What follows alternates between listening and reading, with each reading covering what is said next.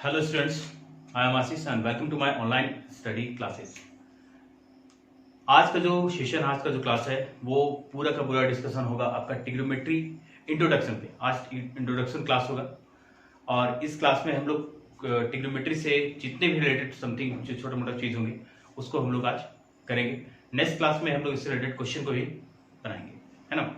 तो देखिए क्लास 10 का चैप्टर है ट्रिग्नोमेट्री और यदि आपका एग्जामिनेशन पॉइंट ऑफ व्यू से देखा जाए तो टोटल ये जो आता है वो 12 मार्क्स, 12 मार्क्स ये आपका ये चैप्टर आपको देगा एग्जामिनेशन पॉइंट ऑफ व्यू से। 12 मार्क्स का ये आपसे टोटल एग्जाम में पूछा जाएगा। इसमें आपका हाइट एंड डिस्टेंस भी इन्वॉल्व है। चलिए तो आज जो हम लोग स्टार्ट करेंगे, देखो अभी तक हम लोग पढ़ते क्या थे कि ट्रिग्नोमेट्री में, ट्रिग्नोमेट्री छोड़ दो, डिग्री जो हम लोग मेजर करते थे, एंगल जो मेजर करते थे वो डिग्री में मेजर किया जाता था। लेकिन आज हम आप लोग को बताएंगे कि एंगल सिर्फ डिग्री में ही मेजर नहीं किया जाता बल्कि इसे मिनट और सेकंड में भी मेजर हम लोग करते हैं, है ना। कैसे? तो देखो वन राइट एंगल जो होता है, वन राइट एंगल ट्राइंगल जो होता है वो 90 डिग्री के बराबर होता है, वो 90 के बराबर होता है ना। ये आपको पता होगा, एक राइट एंगल जो होता है वो 90 डिग्री के बराबर होता है। यहाँ पे ये डिग्री है, डिग्री लिखते हैं हम लोग इसको, और डिग्री का सिंबल यही होता है। लेकिन यदि हम लोग बोले, कोई ऐसा बाद में आए जो बोले कि नहीं हम 1 डिग्री इक्वल टू निकालना चाहते हैं कि 1 डिग्री इक्वल टू क्या होगा, द स्मॉलेस्ट, यहाँ पे स्मॉलेस्ट आ गया यहाँ पे, है ना, स्मॉलेस्ट एंगल 1 डिग्री। अभी तो हम लोग 1 डिग्री की लेते हैं स्मॉलेस्ट एंगल, बाद में भी हम लोग इसका, अच्छा मैं इधर आ जाता हूँ, 1 डिग्री यहाँ पर हो रहा है। देखो यहाँ पर 1 डिग्री इक्वल टू कितना होगा, है ना, क्योंकि छोटा स्मॉलेस्ट यदि हम लोग एंगल निकालें तो स्मॉलेस्ट एंगल का भी मेजरमेंट कुछ होना चाहिए।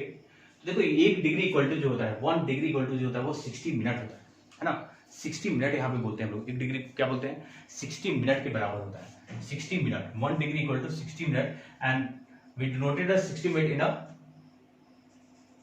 1 डैश, यानी 60 मिनट। इसको क्या बोलेंगे हम लोग, 60 मिनट पढ़ेंगे, है ना।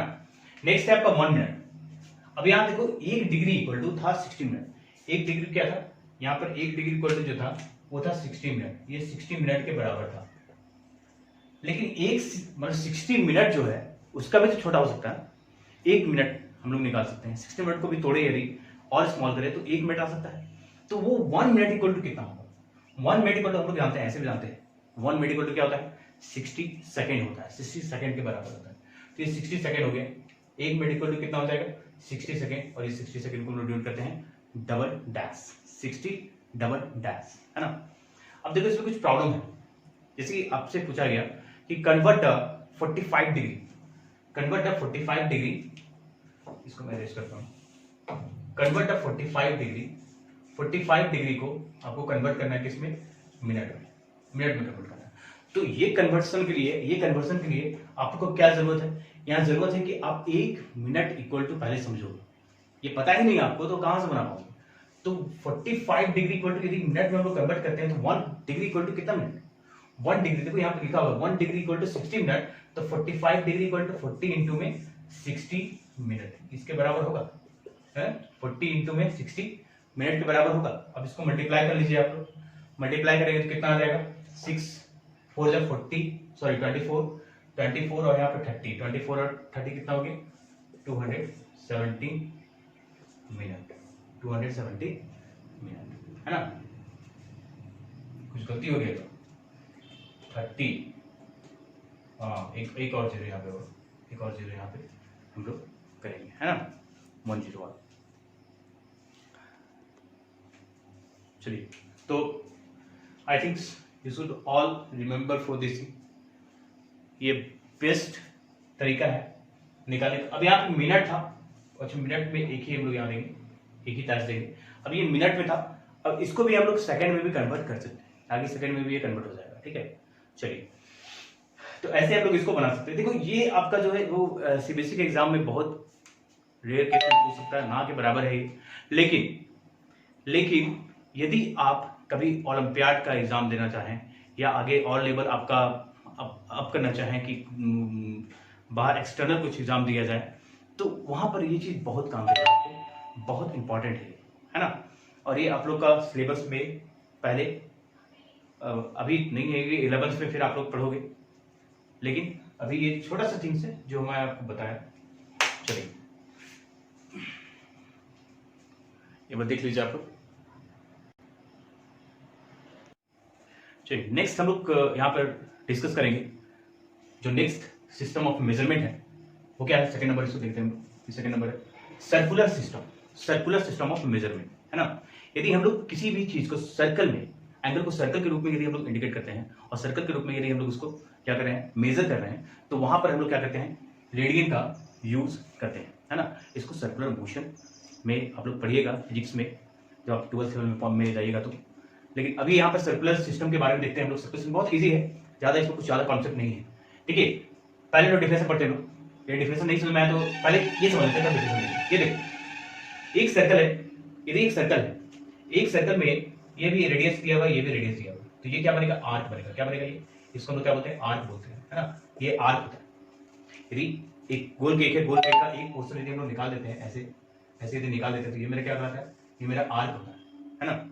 और यदि इसका लंबाई को देखा जाए तो ये क्या कराएगा, लेंथ ऑफ आर्क। ये क्या हो जाएगा, लेंथ ऑफ आर्क, है ना। ये लेंथ ऑफ क्या कराएगा, आर्क कराएगा। तो यहाँ पे देखो कि रेडियन कैसे नापेंगे, एक रेडियन बराबर क्या होता है ये देखिए।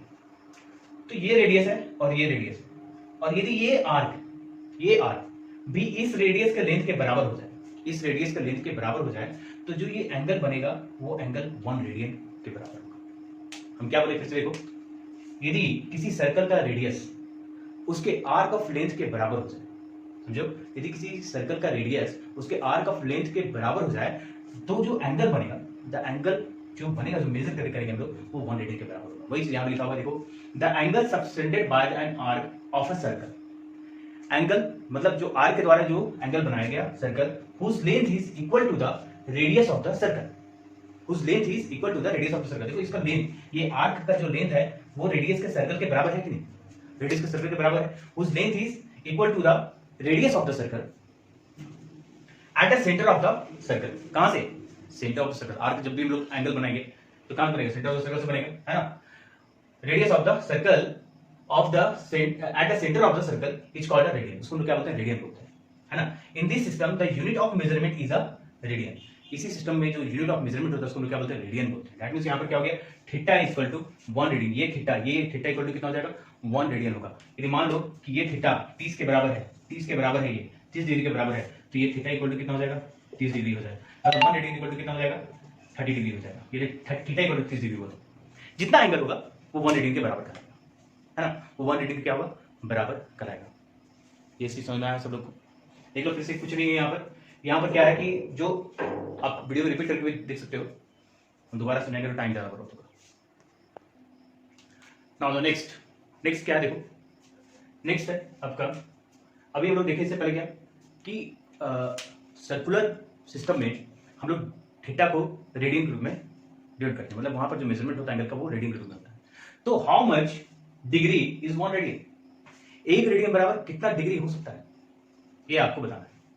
तो इसको हम लोग डिफाइन ऐसे करते हैं। देखो यदि एक चीज समझो कि कोई भी सर्कल में, किसी भी सर्कल में हम लोग यदि आर्क को बढ़ाएंगे, ये मान लो आर्क है यहाँ पर, तो ये अभी थीटा, लेकिन जैसे ही आर्क बढ़ेगा, मतलब अब यहां से ना होगे, ये कहां होंगे, यहां होंगे, तो ये एंगल मान लो 30 था, तो अभी जो एंगल को बढ़ा वो कितना हो जाएगा, वो 60 के बराबर होगा। मतलब जैसे जैसे ये वाला टर्म्स को जैसे जैसे हम लोग क्या करेंगे, मूव करेंगे, वैसे वैसे एंगल भी मेरा क्या होगा, बढ़ते जाएगा, है ना। यानी लेंथ ऑफ आर्क या लेंथ ऑफ आर्क, देखो यहाँ पे भी ये इतना लेंथ था, अब लेंथ ऑफ आर्क को इंक्रीज करिए तो यहाँ पे थीटा भी क्या होगा, इंक्रीज करेगा कि नहीं करेगा, बिल्कुल करेगा। तो वही क्या लिखा हुआ, if angle subtended by an arc eight the centre, centre से जो एंगल बन रहा है बाय आर्क के द्वारा, centre is directly proportional to the length of the arc, is directly proportional to the length of the arc. वो length of arc के क्या होगा, वो डायरेक्टली प्रोपोर्शन होगा, है ना, वो डायरेक्टली प्रोपोर्शन होगा। सिंपल सी बात है कि जब लेंथ को हम लोग क्या करेंगे, इंक्रीज करेंगे, यदि ये लेंथ को इंक्रीज करेंगे तो ये लेंथ क्या होगा, इस जो थीटा बनेगा, यहाँ जो एंगल जो बनेगा थीटा, उसका डायरेक्टली प्रोपोर्शन होगा। यानी थीटा इज डायरेक्टली प्रोपोर्शनल किसका हो जाएगा, लेंथ, ठीक है। तब जाके एक रेडियन इक्वल टू कितना होता है, 180 degree by pi, 180 degree by pi, है ना। ये कैसे आया, इसी चीज को अभी यहाँ पे समझेंगे, ठीक है। देखो कैसे आया, 1 डिग्री इक्वल टू इतना क्यों लाए, तो हम लोग 1 डिग्री मतलब सॉरी 1 रेडियन के का जो डिफिनेशन वो पढ़ चुके हैं कि 1 रेडियन क्या होता है कि यदि कोई आर्क का लेंथ उसके रेडियस के सर्कल के रेडियस के बराबर होता है तो वो 1 रेडियन कहलाता है ना। तो मान लो ये आर है और ये भी मेरा क्या है आर है, ठीक है। अभी जो एंगल बन रहा है वो एंगल कितना है, 90 डिग्री का एंगल फॉर्मेशन हो रहा है ना। लेकिन हम लोग क्या किए, और ये लेंथ एल है, हम लोग क्या किए एक और लेंथ ड्रॉ किए आर का जो किसके बराबर था, इस रेडियस के बराबर था, है ना। यानी यहाँ से यहाँ तक का जो लेंथ ले लिए हम लोग कितना ले लिए, यहाँ से यहाँ तक का लेंथ जो लिए वो लिए हम लोग आर, ठीक है। ये जो लेंथ आया वो कितना है, ये जो लेंथ आया वो कितना है, ये लेंथ मेरा आया आर के बराबर, ठीक है। तो जब ये आर के बराबर हुआ तो ये बताइए ये वो कितना होगा, 1 डिग्री के बराबर होगा, ये 1 डिग्री के बराबर होगा कि नहीं, यस या no, yes, this is the 1 degree, ये 1 डिग्री के बराबर हो गया, ठीक है। अब देखो ये सिस्टम अभी जो ये बोला गया, क्या बोल रहा है कि एंगल 600, ये क्या होगा, ये जो डिग्री बन रहा है 1 रेडियन जो बन रहा है वो किसके बराबर होगा, वो आर के सॉरी उसका क्या होगा, प्रोपोर्शन होगा, उसके प्रोपोर्शन में जाएगा, है ना। उसके प्रोपोर्शन में इसको हम लोग क्या करेंगे, यहाँ पर इसके प्रोपोर्शन में इसको डाल सकते हैं, बिल्कुल डाल सकते हैं। तो यहाँ पर प्रूफ हम लोग लिखते हैं, देखो प्रूफ कैसे करेंगे हम लोग इसका, प्रूफ क्या देखो, वी नो दैट, हम लोग क्या जानते हैं, वी नो दैट हम लोग क्या जानते हैं कि थीटा डायरेक्टली प्रोपोर्शन किसका होगा, आर का प्रोपोर्शन होगा, सॉरी एल का प्रोपोर्शन होगा, थीटा जो होगा वो एल का प्रोपोर्शन होगा। तो बताइए जब प्रोपोर्शन को हटाते हैं तो हम क्या डालते हैं, कांस्टेंट डालते हैं, है ना। प्रोपोर्शन को हटाते हैं तो ये कांस्टेंट डालते हैं, तो थीटा इक्वल टू कितना हो जाएगा, के एल के बराबर होगा, यहाँ पे के एल के बराबर होगा। अब लेट कर लो यहाँ पर, ये तो आर ही था ही, इसको हम लोग लेट कर लेते हैं थीटा 1 और इसको हम लोग लेट कर लेते हैं थीटा 2, ये पूरा को हम लोग क्या मान लिए थीटा 2, ठीक है। लेट करेंगे क्या लिखते हैं, लेट थीटा 1 इक्वल टू कितना है 1 रेडियन और थीटा 2 जो पूरा माने वो कितना है, वो मेरा है 90 डिग्री के बराबर है ना, ये 90 डिग्री के बराबर है, ठीक है नहीं, 90 के बराबर। तो देन देखो और छोटा सा प्रूफ है, देन यहाँ पर क्या हो जाएगा थीटा 1 डिवाइडेड बाय थीटा 2 यदि करते हैं हम लोग, तो बताओ थीटा 1 बराबर कितना था, यहाँ पर थीटा इक्वल टू के एल है, थीटा इक्वल टू कितना है के एल है, तो ये थीटा 1 नहीं बल्कि कितना हो जाएगा थीटा 2 हो जाएगा, क्योंकि ये पूरा कितना था थीटा 2 है, तो यहाँ पे हम थीटा 2 लिखते हैं, थीटा 2 इक्वल टू कितना हो गया के एल हो गया, थीटा 2 इक्वल टू के एल हो रहा है, तो भाई थीटा 1 इक्वल टू कितना होगा, यहाँ पे तो ये प्रोपोर्शन होगा किसका, आर का प्रोपोर्शन होगा, और यहाँ पे हम लोग जब प्रोपोर्शन हटाएंगे तो क्या आएगा के आर। ध्यान से समझना, इस वीडियो को 2-3 बार रिपीट करके देखना, इस चीज को समझ में सारा कुछ आएगा, है ना, सब कुछ समझ में, कुछ नया चीज है, कुछ नया चीज सीखने के लिए थोड़ा एफर्ट लगाना पड़ता है, तो यहाँ भी एफर्ट आपको लगाना पड़ेगा, 2-3 बार रिपीट करके देखेंगे तो सब समझ में आएगा। अब देखो यहाँ पर रेशियो निकालना है दोनों के बीच में, तो theta 1 divided by theta 2, theta 1 के बराबर क्या है आपका के एल है, सॉरी के आर है, थीटा 1 के बराबर क्या है के आर है, तो थीटा 2 के बराबर कितना हो जाएगा के एल होगा कि नहीं, यस या नो, बिल्कुल। चलो अभी एक और कॉन्सेप्ट यहाँ लगेगा, देखो आप लोग पढ़े होंगे कहीं भी क्लास 9 में पढ़े होंगे कि जब यहाँ पर कोई आर्क दिया होता है तो लेंथ ऑफ आर्क निकालने के लिए थीटा दिया हुआ है, तो लेंथ ऑफ आर्क निकालने के लिए फॉर्मूला था, लेंथ ऑफ आर्क निकालने के लिए theta by 360 into 2 pi R. ये फॉर्मूला आप लोग पढ़ रखे हो, और ये फॉर्मूला आप लोग 9 क्लास में पढ़े हो, length of arc equal to होता है थीटा बाय 360 इंटू में 2 pi r. Now we put the value of this, यहाँ पे हम लोग वही वैल्यू पुट करेंगे, है ना, लेंथ ऑफ, तो पहले देखो के से क्या कैंसिल हो गया, बचा क्या मेरे पास, इसके बराबर क्या आ गया आर बाय एल, किसके बराबर आर बाय एल। अच्छा इसको थोड़ा ठीक से लिख देते हैं यहाँ पर, यानी theta 1 divided by theta 2 equal to क्या आ गया आर बाय एल।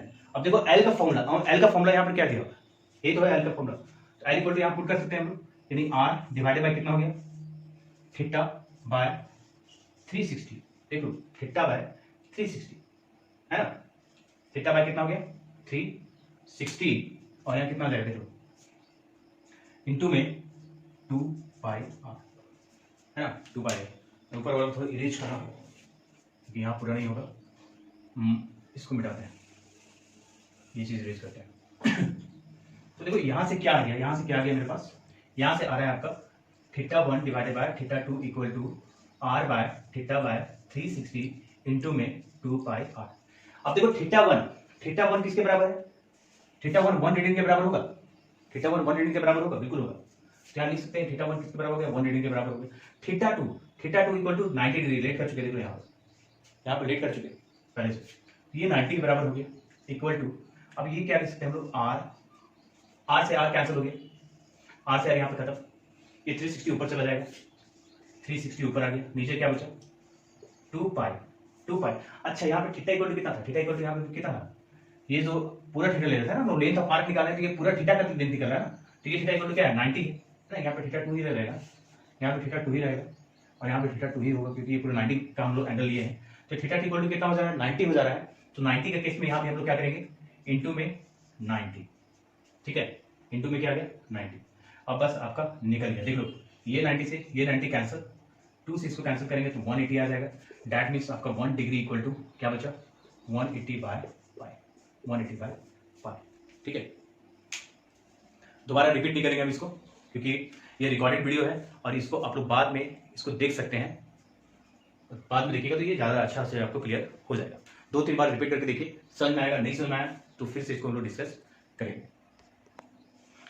हाँ चलिए, अभी तक हम लोग जो पढ़े वो आपका बेस से रिलेटेड था कुछ चीज, अभी अब जो हम लोग स्टार्ट करने वाले हैं वो फाइनली चीज है जो यही इसी के लिए हम लोग इंतजार कर रहे थे अभी तक, यह है इंट्रोडक्शन ऑफ ट्रिग्नोमेट्री, है ना।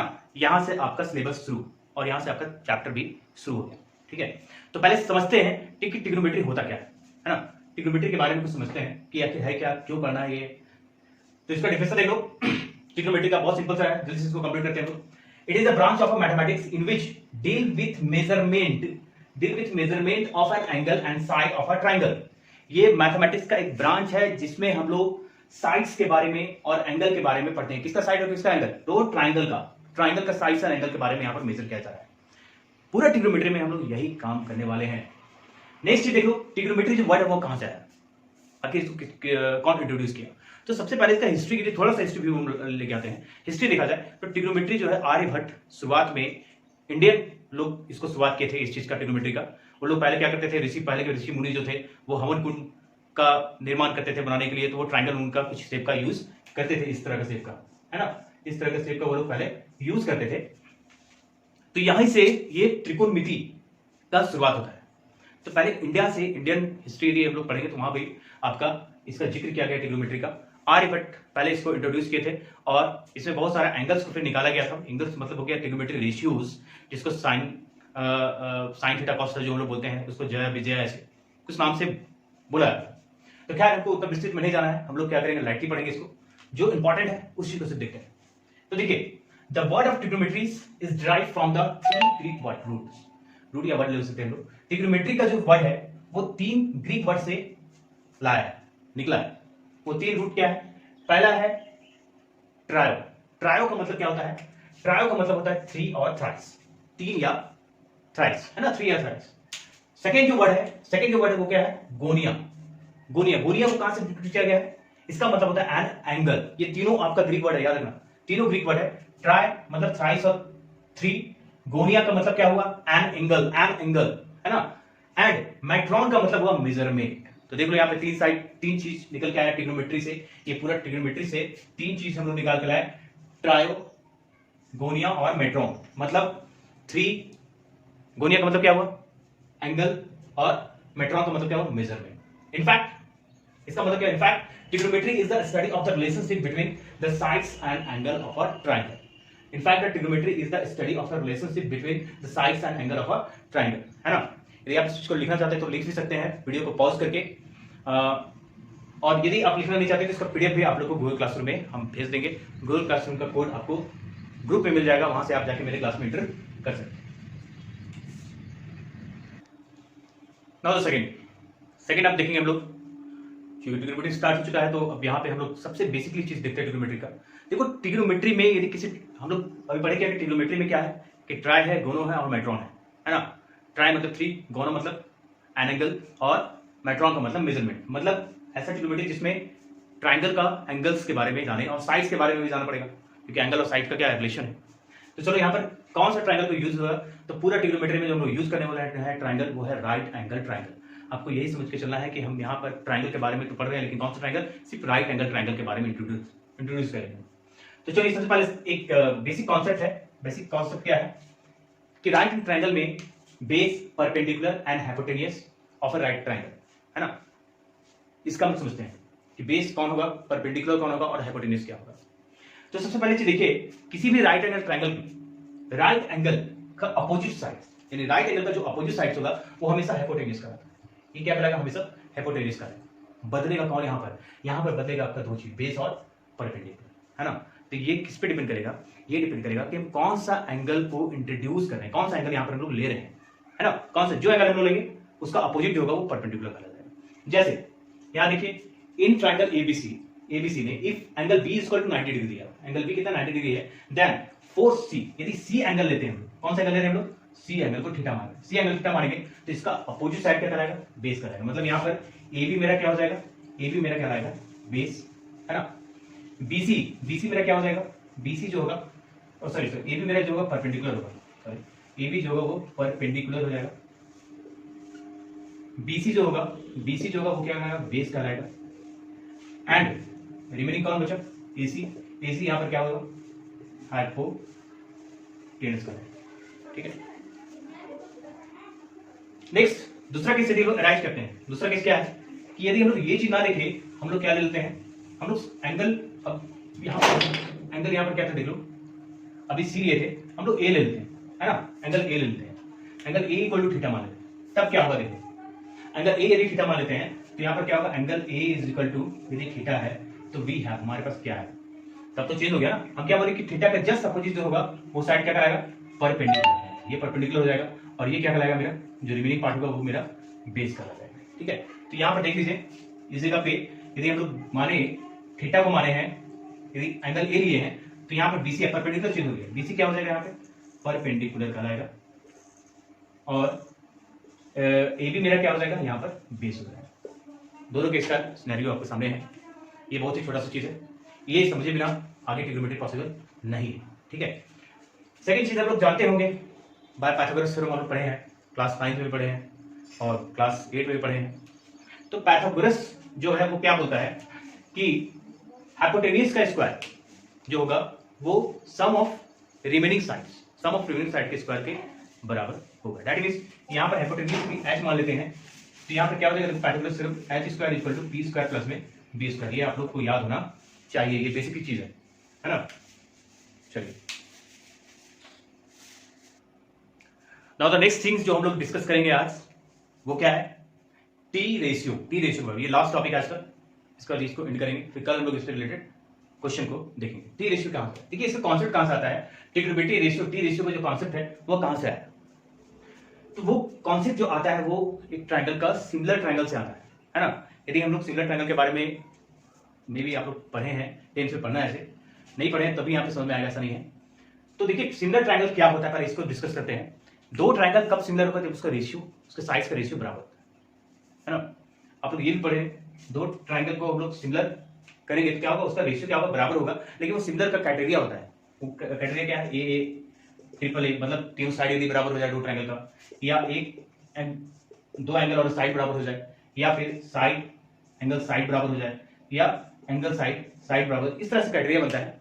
यदि ये सब क्राइटेरिया आता है, फॉलो करता है, ये आप लोग कांग्रेंसी ऑफ ट्रायंगल 9 क्लास में पढ़े होंगे।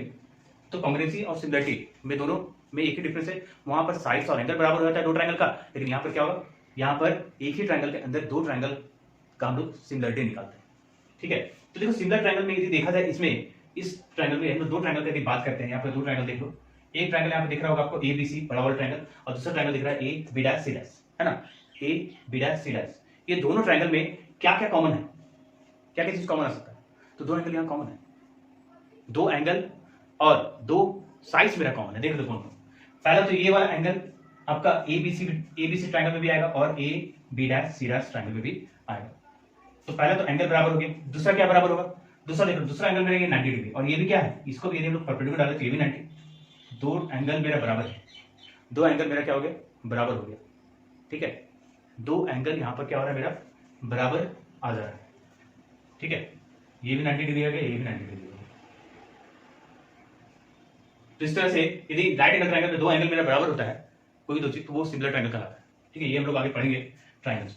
तो यदि ये दोनों ट्रायंगल मेरा क्या है, बराबर है, कहां से, सॉरी सिमिलर है, बराबर नहीं सिमिलर है, फोर एंगल ए से ये सिमिलर है ये, तो इसमें हम लोग कितना भी साइड ले लें, ये वाला कितना ले लिया, यहाँ पे लेते हैं बी डैश सी डैश, और भी ऐसा यहाँ लिए यहाँ लिए यहाँ लिए, सबका रेशियो क्या होगा, बराबर होगा। दैट मीन लिखा होता है A B C is similar to triangle A B dash C dash, A B dash C dash as well as A B double dash C double dash का यदि बराबर होगा तो इसका रेशियो मतलब A by B, A B by B C, A B by B C, जो इसका ratio होगा, इसका रेशियो मान आता है 3/4, मान लेते हैं 3/4, तो ए सी बाय बी डैश, सॉरी पहले इसको लेते हैं ए सी डैश, ए सी डैश है ना, ए सी डैश यहाँ होगा, बी नहीं होगा, यहाँ पर उल्टा लिख दिया, यहाँ पर सी डैश, यहाँ पर बी डैश और बी डबल डैश, ठीक है। चलो तो इससे होकर क्या हो जाएगा,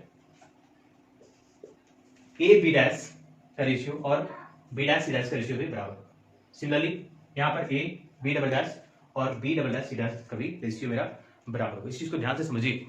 अब इसको दोबारा रिपीट करके भी सुन सकते हैं। सिमिलरिटी ऑफ ट्रायंगल्स का कॉन्सेप्ट यहाँ पर लगा है सिमिलर होने के लिए, तो रेशियो क्या होगा मेरा, बराबर होगा, ठीक है। यहीं से टी रेशियो का कॉन्सेप्ट आता है। कैसे देखो, तो जब ये बराबर हुआ, यदि ये रेशियो बराबर है, दो ट्रायंगल में सारा रेशियो, कोई दो साइड लिया जाए उसका रेशियो निकाला जाए तो बराबर यदि आएगा तो हम कर सकते हैं, देखो ये वाला सब कितना ही बढ़ा ले, इसको ये छोटा करें, यदि और बड़ा करते जाए, क्या ये एंगल बदलेगा?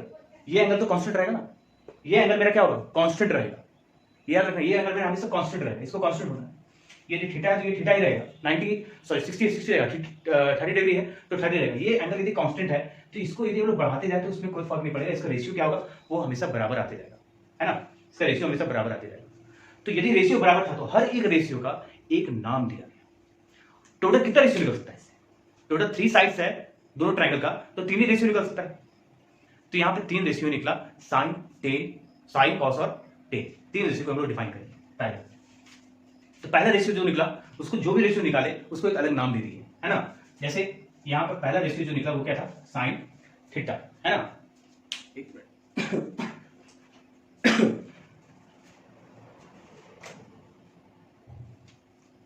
ठीक है। तो यहां पर साइन थीटा, यहां इंट्रोड्यूस किया हम लोग साइन थीटा। तो साइन थीटा, ये थीटा के जगह क्या लिख सकते हैं हम लोग, ए लिख सकते हैं, क्योंकि यहां पर एंगल ए को इंट्रोड्यूस कर रहे हैं। तो साइन ए इक्वल टू मेरा कितना आ जाएगा, साइन ए जो था वो किसके बराबर हो गया, साइन ए जो होगा उसको बोला गया कि ये hypotenuse, sorry perpendicular divided by hypotenuse के बराबर। अब देख लो यहाँ पे परपेंडिकुलर क्या है, थीटा का जस्ट अपोजिट क्या होता है, परपेंडिकुलर, और 90 का जस्ट अपोजिट क्या होता है, जस्ट अपोजिट क्या होगा, वो हाइपोटेनस का रहेगा। तो यहाँ पर क्या हो जाएगा, थीटा का अपोजिट कौन है, तो यहाँ पे देखो 2 चीज ले लेते हैं हम लोग, इसको भी मिटा देते हैं, इसका यूज नहीं है, 2 ही ट्रायंगल में हम लोग कंपेयर करते हैं। तो कंपेयर करेंगे तो पहले थीटा के बराबर क्या आ रहा है, देखो यहाँ पर बी डैश सी डैश आ रहा है और ए बी डैश आ रहा है। तो ये इसके बराबर भी होगा और किसके बराबर होगा, और ये इसके बराबर भी होगा। यदि हम लोग बड़ा वाला ट्रायंगल लें तो वहां पर B C divided by A B इसके बराबर भी हो जाएगा। यानी साइन ए इक्वल टू, या ये लिखो या ये लिखो, ये छोटे ट्रायंगल में यदि एंगल मेरा सेम है, याद रखना एक ही कंडीशन यहाँ पर एंगल सेम होना चाहिए, तो ये दोनों मेरा क्या होगा, बराबर होगा, ठीक है। मेरे ख्याल से आप लोग ये समझ रहे होंगे। दूसरा देखो cos theta, cos A equal to जो होगा वो क्या, आगे मैं एक व्यू भी दूंगा उसको याद करने का कि साइन ए कॉस ए को कैसे याद किया था। ये छोटा सा कॉन्सेप्ट है, इसको समझना जरूरी है। हम लोग बेस लेवल से पढ़ना शुरू कर रहे हैं तो बेस लेवल से ही पढ़ेंगे, जो आपका एनसीईआरटी बुक में दिया हुआ है वही चीज यहाँ पर डिस्कस किया जा रहा है, ठीक है। तो कॉस ए के बारे में यदि हम लोग बोले तो कॉस ए इक्वल टू यहाँ पे क्या हो जाएगा, कॉस ए इक्वल टू हम लोग लिख सकते हैं क्या, बेस बाय हाइपोटेनस, इसको बोला गया बेस बाय हाइपोटेनस हम लोग बोलेंगे। बेस यहाँ पर देख लो, छोटा ट्रायंगल में पहले देखते हैं, बेस मेरा क्या होगा, ये तो परपेंडिकुलर डाला जा रहा है, तो ये मेरा क्या होगा बेस, यानी A B dash divided by A C dash, है ना। और क्या बोल सकते हैं, ए बी बाय ए सी। अच्छा यहाँ कुछ गलती होगा, यहाँ पे गलती ये हुआ है, क्या ए सी डैश होगा, यहाँ पर क्या होगा, हाइपोटेनस जो है ए सी, है ना। चलो, और थर्ड जो था वो क्या था, टैन, है ना, क्या था, टैन ए। टैन ए को हम लोग बोल सकते हैं या तो बेस बाय हाइपोटेनस बोल दिए, perpendicular by base, perpendicular by base, perpendicular by base, ठीक है, परपेंडिकुलर बाय बेस। परपेंडिकुलर क्या होना, देख लो ये थीटा यदि है, ये एंगल ए ले रहे हैं हम लोग, तो इसका परपेंडिकुलर कौन हो जाएगा, बी डैश सी डैश और A B dash base. Similarly और ले सकते हैं हम लोग B C by A B, ठीक है। शॉर्ट फॉर्म में यदि बोले हम लोग, शॉर्ट फॉर्म में बोले तो इसको लिखा जा सकता है पी बाय एच, इसको लिखा सकता है बी बाय एच, इसको लिखा सकता है पी बाय बी। ये 3 चीज ट्रिग्नोमेट्री रेशियो जो होता है वो 3 से ही हम लोग इंट्रोड्यूस करेंगे आगे, फिर 3, टोटल 6 रेशियो होते हैं ट्रिग्नोमेट्री का। जो इसका उल्टा होता है साइन का कॉसेक, कॉस का सेक और टैन का कॉट, ठीक है। तो आगे का मैं इसको डिस्कस करते हैं। नाउ द नेक्स्ट, याद करने का तरीका, टी रेशियो को कैसे याद रखें, है ना। इसके लिए बहुत ही सिंपल सा ट्रिक है। देखो ट्रिक हम यहाँ इसलिए दे रहे हैं, ट्रिक जल्दी दिया नहीं जाता, लेकिन ये इसलिए दिया जा रहा है क्योंकि ये याद करने का कोई, अब एक साइंटिस्ट थे जो अपने नाम से किसी चीज को रखते हैं, तो वहां पर हम लोग ट्रिक का यूज करेंगे याद करने का। सिर्फ ये याद करने का एक तरीका है ना, ये याद करने का तरीका है, ये ध्यान में रखा जाए।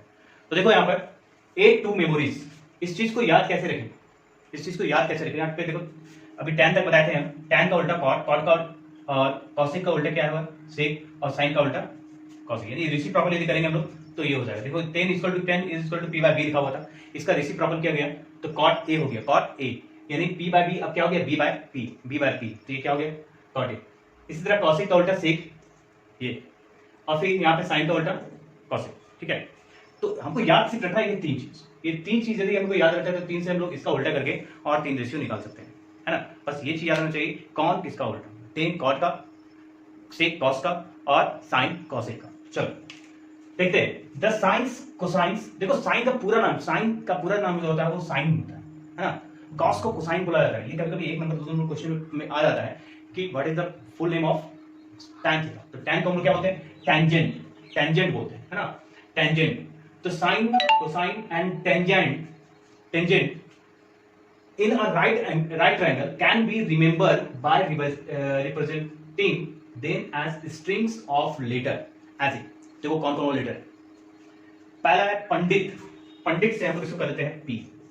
पंडित बद्री प्रसाद जो थे, पंडित बद्री प्रसाद, हरी हरी बोल, हरी हरी बोल, और सोना चांदी, तो एस यहां पे लेते हैं, सोना चांदी, हरी क्या हो गया तो, सबको दिख रहा होगा सही से। अब देखो पंडित हरि प्रसाद, बद्री प्रसाद, हरी हरी बोल, सोना चांदी, बहुत ही छोटा सा कॉन्सेप्ट है, इसको हम लोग छोटा सा लिखते हैं। अब इसे कैसे बनेगा, है ना, ये समझ में आ गया आपको। देखिए यहाँ पे इसको मिटा रहे हैं, इसको छोटा सा लिखते हैं पहले हम लोग, पंडित बद्री प्रसाद, हरी हरी बोल, और ये सोना चांदी जो है, सोना चांदी, तो इसको हम लोग यहाँ से लिख के ऊपर लिख देते हैं, सोना चांदी तो, ठीक है। देखो ये एस से क्या हो गया, एस से हो गया साइन, है ना, साइन थीटा इक्वल टू क्या हो गया p/h, एस से sine, sine theta equal to p/h। C से क्या हो गया कॉस, कॉस इक्वल टू क्या होता है b/h, cos equal to b/h। इसी तरह टेन, टेन इक्वल टू क्या हो जाएगा p/b, p/b, है ना। तो ये याद करेगा तरीका हुआ, ये 3 चीज याद रह गया, sine theta equal to p/h, cos theta equal to b/h और tan theta equal to p/b। यदि ये चीज याद भी नहीं रहा तो आपको ये कॉन्सेप्ट दे रहा है, पंडित बद्री प्रसाद, हरी हरी बोल, सोना चांदी, तो ये हम लोग जाके एग्जाम में कहीं भी लिख दें तो उसको कॉपी भी मिलता है आप लोग, वहां पे छोटा सा कहीं भी लिख सकते हैं आप इसको। तो यहाँ से समझ आ जाएगा कि sign theta equal to p/h होता है, cos theta equal to b/h होता है और tan theta equal to p/b होता है, तो बनाने में इजी हो। अब आगे का 3 रेशियो क्या है, आगे का 3 रेशियो क्या होगा, इसका उल्टा, साइन का उल्टा क्या होता है, साइन का उल्टा जो होता है वो होता है कॉसिक, है ना, कॉसिक। सेक का, टेन का उल्टा क्या होता है कॉट, और कॉसिक का उल्टा क्या होता है सेक, है ना। HBR कर क्या सकता है यहाँ। तो आज क्लास को एंड कर रहे हैं, कल आप लोग को इससे रिलेटेड क्वेश्चन किया जाएगा। हम लोग इससे रिलेटेड अभी तक जो टी रेशियो पढ़े हैं, टी रेशियो से रिलेटेड जो क्वेश्चन आता है वो क्वेश्चन को हम लोग डील करेंगे। तब तक के लिए goodbye and thank you and have a nice day.